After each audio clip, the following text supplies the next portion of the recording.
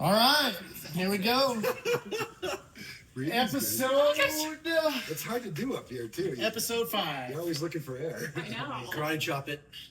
I already did, and you guys were. This is episode 5 already? Yeah. Yeah, we did episode 4A and 4B the other day. You're gonna. Have We to don't take even- this. Sorry, that's my phone. Oh, No, but that's an emergency. Michael, They what if send you- that at all when they tone us out. They also send it to your phone. They're not going to say anything on the phone. oh. All right. Well, Episode 5. We're starting episode. over. Michael's important. Not He's really. super important. This is pretty exciting, guys. This is our exciting? the First first interview. person. Oh, our first interview. Hey.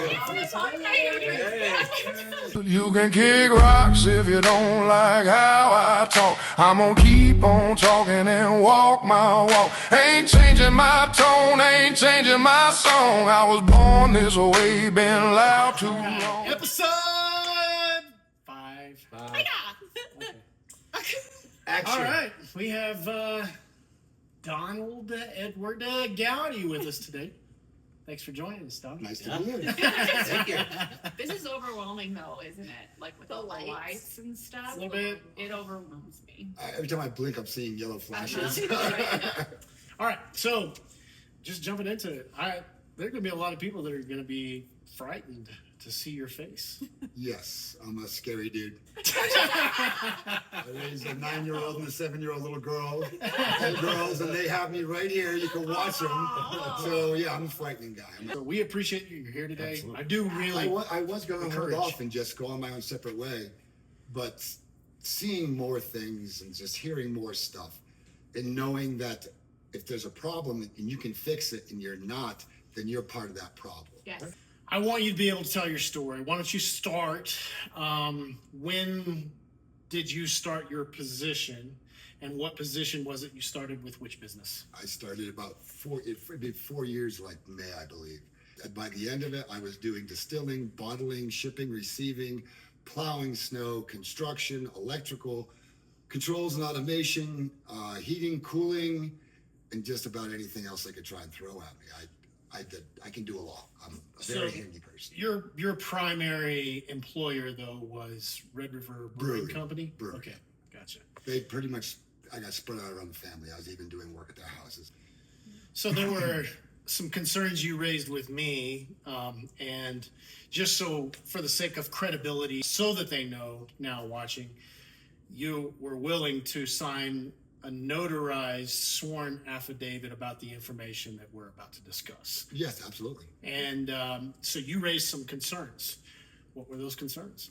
We were using well water for a commercial industrial process, and the well water was not being monitored going to the wastewater treatment plant. So basically, they weren't paying for the wastewater treatment of thousands of gallons of water being used during the distilling and cooling process in the fermenters. And let me ask you a question. Is that well a private well?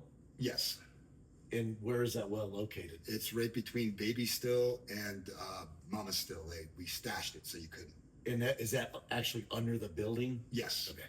So just to clarify, you said you stashed it. What do you mean by that? The well was kept under wraps. It wasn't part of the prints or anything like that. So basically, using the well, it was already known that it was not quite legal. But I built everything afterwards. When the inspectors left the distillery. So just so I can clarify, so basically the well was there before you guys started the project of building everything out, and you concealed the well. Is that a good way to say it? Like you hid the we well? stashed it pretty good, so we could still work on it too, though. So Gotcha. we put the Baby Still in front of it, Mama Still's on the side of it. You got the condensers, you have the reflux column and stuff like that all around it. So basically, you really have to pretty much look for it. So who are you hiding it from? From anybody that would raise a question. Was the well ever inspected that you know of? Not that I know of. No, I did all the controls and automation and everything for it. Ran all the cooling lines, everything to the fermenters and over to the still. And that was done after State inspections. after the inspections, yeah. So the state engineers or inspectors came to look at the the projects. I guess there was a state permit that was pulled for the Yes, project. For the distillery, yes. Yeah, for the distillery. Yeah. So they came and inspected, and then after the inspection, you connected the well so that they Yes. would never know it was actually Yeah. connected to a well. I was also told to remove the monitoring device for the wastewater for when the well is being used with private residents. I was also told to remove that monitoring device. So that You don't know. So you how can't much- monitor it. so nobody knows how There's a- much wastewater is yeah. going down the drain. It's for each distilling, you got 4 fermenters. Each one needs to be distilled separately. So each one of those, you're talking 8 hours of a 3/4 horsepower motor that's only 40 feet deep at tops through a 1-inch pipe pouring out for 8 hours constantly. And that's not with the fermenters running either. That's just the still. And you got to do that 5 times. So the well's 40 foot deep, Yeah. basically. Ish. Ish. The Yeah. pump said about 40 foot. Yeah. These fermenters, what you're discussing, I mean, you're going to have to break it down just kind of a layperson's terms because I don't really understand the process. Okay, so when you're fermenting any of the spirits that's fermented there, basically when it's fermenting, the temperature raises, and you want to keep the temperature at a certain degree. I can't discuss the Sure. process, of course. Oh, yeah, it's proprietary. But Yeah. you got to keep the temperature at certain degrees so that way you don't overheat, higher pH, stuff like that. And then of course, when you want to crash it, you got to bring it all the way down in temperature. Okay. So you got hot water heating the fermenters, and then when you want to crash it, you bring it down to a certain temperature, which use the well water. Okay. And then the well water, just water being dispersed into the wastewater system, the city wastewater system, but that was never regulated. So we don't even know how much water they were really using. Gotcha. It was Okay. the well never went dry, and we ran it So how long has that well been running? since the distillery's been open. So how long is, I don't even know when. Almost. I've been here, so it took me like a year to build the distillery and the tasting room all together and doing everything else. So it's been operating for like 3 years, I would say. 3 years of well usage, constant usage, completely illegal to set up a well without an inspection, and then to use that byproduct and dump it into the drains with Not being monitored. no monitorization whatsoever. And not only that, but the controls were bypassed on purpose so that nobody knew that there was. They were removed. The monitoring device, but I removed it myself. I was told to remove it. Wow. So I'm the one that took it out. Wow. Okay. Well, that clears up a lot there. Other concern you raised with. Pouring methanol down the drain. Wow. They don't dispose of their hazardous materials correctly. Methanol is a hazardous material. And in the 4 years that you worked for them, did they ever dispose of it properly? Did they ever have a hazardous waste company come I and have remove? never seen one hazardous waste company come there to remove the hazardous waste. So explain the process. How is the methanol created? Methanol is the first part of the alcohol vapor that comes out of this distillation process. So basically, you get to a certain temperature, the methanol comes out first, which they call the heads. And then when you get up another 5 or 6 degrees, acetaldehyde alcohol vapor starts being produced. When you combine those two vapors together in equal parts, you get ethanol alcohol. So that's what you sell. So when the very first part of the process, you get about 25, 30 gallons of methanol that just goes down the drain because it's just methanol, it's just heads. And obviously, the methanol, to your knowledge, there's no contract with the city to pour the methanol down the drain and then have the city treat it. Methanol is a hazardous substance. It needs to be taken care of properly. Pouring it down the drain. There is no wastewater treatment plant that's going to let you pour methanol down the drain. Sure. Combustible. It's flammable. There's a difference. Okay. It doesn't need Okay. an ignition point. It can just go up. So if you're down in the sewers and the temperature starts raising, methanol is going to start vaporizing, especially up to like 90 degrees. It's going to really start vaporizing. You get warmer and warmer, and you get that methanol stopped in a certain area. Boom. Wow. And It was 120 proof too. The last time I see him dumping it down, like, what the heck proof is that? They're like, oh, one of the distillers is like, oh, it's 120 proof, and it's like, You got to be shitting me. Did you really? Come on now. You can't be just doing that. You have to have the hazardous, and it's supposed to be labeled.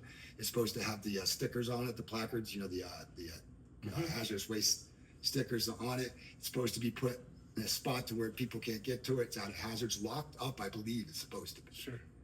The hazmat Yeah. The hazards. regulations. Yeah. So you physically with your own eyes watched them pour the methanol down. Multiple times. Wow. I mean, it raises so many questions for me, because we obviously live, and Mike can speak to this because you're a fire chief for how many Yeah. years? Fire chief for like 6 years. Yeah, and on the fire Not department, here. currently Not here, serving, We're currently serving on the fire department, correct. and we live in a highly prone area to fire danger. I didn't even think about that. I was just on that. You can't do that. It's a hazard. In the national forest, for Yeah. for that matter, in the national forest. Yeah. So it raises questions for me, and I'm not saying that this is the case, but is it, obviously an EPA issue because it is part of something that's going into our groundwater. It raises a lot of questions because one, the brewery and distillery are owned by the Calhoun family. Linda and Ted Calhoun are, to my knowledge, they're part owners in that particular business. She's the mayor. It'd be great to own a business too that doesn't have to pay for its wastewater like the rest of you guys Well, do. or water, right? Because you're saying they're using The well. the well. The well is just for cooling though. It's not. Okay. It's not used in the. in the process So- of making. in the process. Yeah, it wouldn't be flagged for that because they are using water for other things there. Yeah. Yeah, city water. Okay. What I really want to focus on are the legal issues. But another thing that really raised concern for me was you mentioned something about doing work for the DUR, doing work for the Mercantile, doing work for all of these business and even their homes.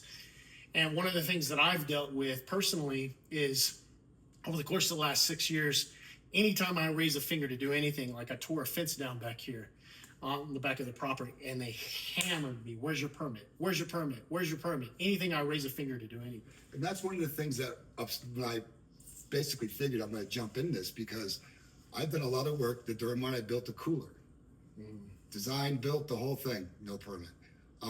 The tasting room, as far as I know, there was no submitted plans, as far as I know. I won that. Everything in there, I built it. I had a little hand here, a little hand there, but pretty much that was all me. And I didn't have any inspections in the tasting room at all, except for the fire marshal, I believe. Nobody came in and checked the plumbing. Nobody came in and checked the electrical work. Nobody came in and checked the construction that I did. I didn't have any inspections there at all. So they engaged in practices that require a licensed trade, like a plumber, an electrician, and all of those things that the state absolutely requires to be inspected. It doesn't matter who does it, if you're a licensed electrician or not. You still need to submit. You still have to submit for an You got to inspection. submit the plans and everything like that. Yes. So you did perform duties for the Calhoun family that were never inspected. The distillery, I got my rough and final at the same time. First time it's ever happened to me. I got that. There was a lot of things that were left out, like the inverter I put in, I believe was left out. I think that was penciled in afterwards though. The well controls, of course, that was not in the print at all. The refrigerator, the panel change out at Durmart, there was no permits of that at all. They told them that they wanted to work on the generator and they needed Kid Carson to pull the power. And on Easter, I went after it pretty much by myself.